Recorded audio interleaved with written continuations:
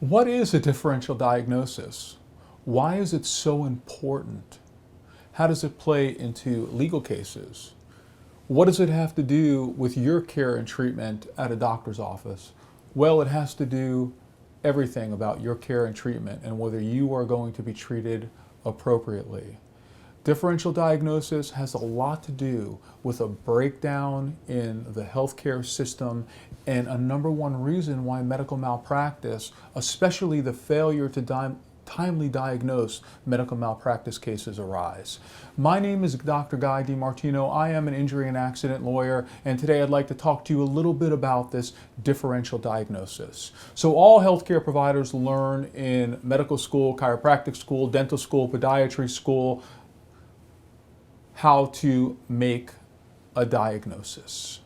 The most important component of a diagnosis is a proper history from the patient.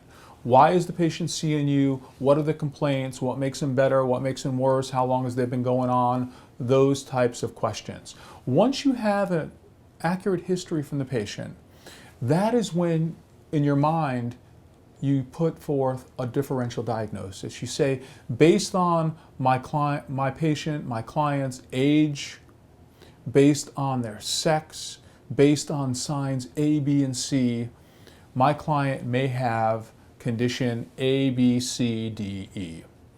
We say that it's best to put the most dangerous conditions at the top of the differential list so that you can rule it in or rule it out.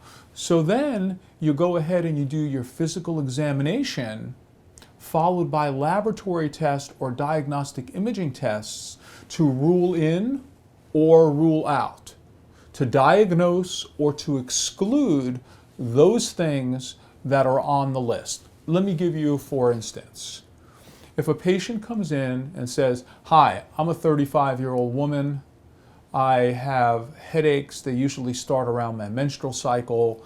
They start behind my eye. I start to see spots. I get maybe sometimes some ringing in the ears. I get dizziness. I really can't function. I have to go and lay down in bed." So the main complaint or the chief complaint is a headache, and then we learned a number of things about this headache. So on your differential would be headache. What can cause a headache? Well, a brain tumor can cause a headache. It could be a tension headache. It could be a menstrual headache. It could be a migraine headache. It could be a bleed. It could be all those things. Some of the things you can actually rule out initially, like a bleed, because the onset was not acute and because the person has had them on a monthly basis during their cycle and things like that. So what you're going to do is you're going to do your physical examination and you're going to do certain tests. Now, based on that history, the diagnosis appears to be either a menstrual type of headache or a migraine headache, but you might do some testing. You might do an MRI of the brain. You might do some blood tests where you're checking the hormones of the patient. Or you might do a test to see if there's an infection. Or you might do some other diagnostic imaging depending upon what you find on the examination. But that's how a diagnosis is made.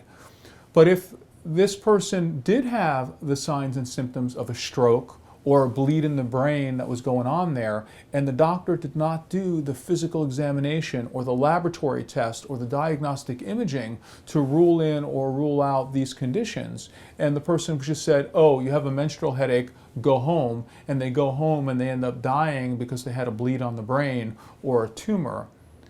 You see, that's where these types of failure to timely diagnose cases arise.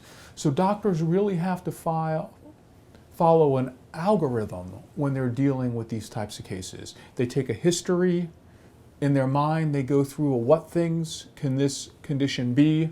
What's the most serious thing? What's the likelihood of the serious thing actually being a diagnosis in this patient? Then they do a physical examination and test to rule in or to exclude these conditions. If you have any questions about a failure to diagnose case or differential diagnosis and how it works in healthcare practice and how it works in medical malpractice cases, you can always give me a call, shoot me an email, or visit my website and blog. Thank you and have yourself a great day.